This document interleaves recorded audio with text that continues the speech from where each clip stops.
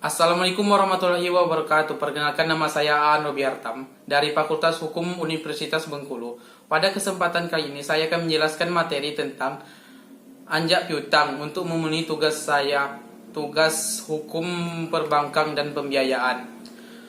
Anjak piutang adalah kegiatan pembiayaan dalam bentuk pembelian piutang dagang jangka pendek suatu perusahaan.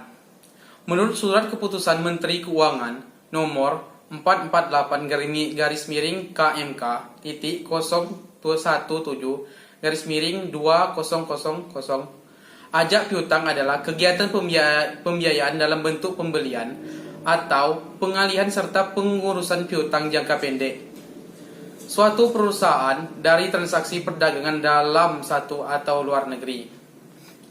Pihak yang terlibat dalam ajang piutang. Ada 3 pihak yang terlibat dalam ajang piutang. Yang pertama, kreditor atau klien. Kreditor adalah perusahaan pemilik piutang atau perusahaan yang menjual piutang. Kreditor menjual tagihannya pada perusahaan factoring untuk bisa diambil alih dengan cara dikelola atau dibeli sesuai dengan perjanjian dan kesepakatan. B. Factoring. Factoring adalah perusahaan ajak piutang, adalah perusahaan yang akan membeli atau mengambil alih piutang atau menjual kredit debiturnya. Yang terakhir ada debitur. Debitur adalah perusahaan atau nasabah yang memiliki masalah dalam pembayaran tagihan uang kreditor atau bisa disebut klien. Kewajiban pihak faktor. Pembiayaan berupa pembayaran di muka antara 60% sampai 80% dari nilai faktur atau pada saat utang jatuh tempo. Yang kedua adalah non pembiayaan, antara lain berupa pengawasan dan penagihan hutang serta penatausahaan penjualan kredit atau piutang. Kewajiban pihak klien. 1. Menjual atau menjamin piutangnya terhadap pihak faktor.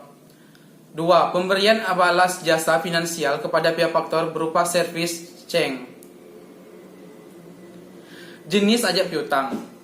Ada beberapa pembagian jenis ajak piutang, diantaranya berdasarkan pelayanan.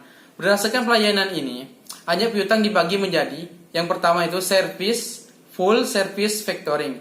Full service factoring ada ajak piutang yang memberikan jasa secara menyeluruh, baik jasa pembiayaan maupun non pembiayaan. Yang kedua itu ada bulk factoring. Full factoring adalah ajak piutang yang memberikan jasa pembiayaan dan pemberitahuan saat jatuh tempo pada nasabah. Yang ketiga adalah maturity factoring. Maturity factoring adalah pembiayaan pada dasarnya tidak diperlukan klien, namun pengurusan penjualan dan penagihan piutang serta proteksi atas tagihan. Yang terakhir adalah financing factoring. Financing factoring adalah anjak piutang yang hanya menyediakan fasilitas pembiayaan saja tanpa ikut menanggung atas piutang tak tertagih. Yang selanjutnya berdasarkan peluang lingkup kegiatan dibagi menjadi 2.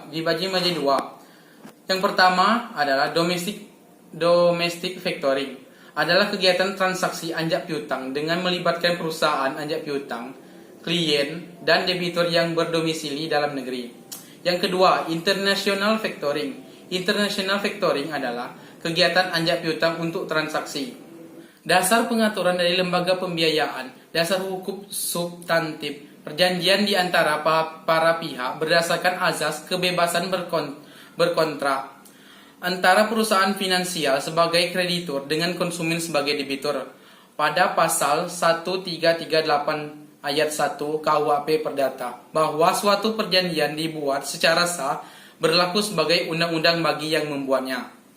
Dasar Hukum Administrasi Perpres nomor 9 tahun 2009 tentang lembaga pembiayaan dan Peraturan Menteri Keuangan RI nomor 84 garis miring PMK titik 012 garis miring 2006. Dan selanjutnya keuntungan factoring. 1. Adanya peningkatan modal kerja. Yang kedua, adanya perlindungan kredit. Yang ketiga, manajemen kredit. Yang keempat, penagihan piutang. Yang kelima, administrasi penjualan. Yang keenam, membantu pengembangan usaha klien. Kelemahan dari factoring itu sendiri ada 4. Yang pertama itu adalah pemborosan biaya, menurunkan reputasi, Yang ketiga, bisnis rentan resiko. Yang keempat, yang terakhir adalah kurang profesional. Baiklah, cukup sekian materi yang dapat saya sampaikan pada kesempatan kali ini. Semoga materi yang saya sampaikan jelas dan bermanfaat. Terima kasih. Wassalamualaikum warahmatullahi wabarakatuh.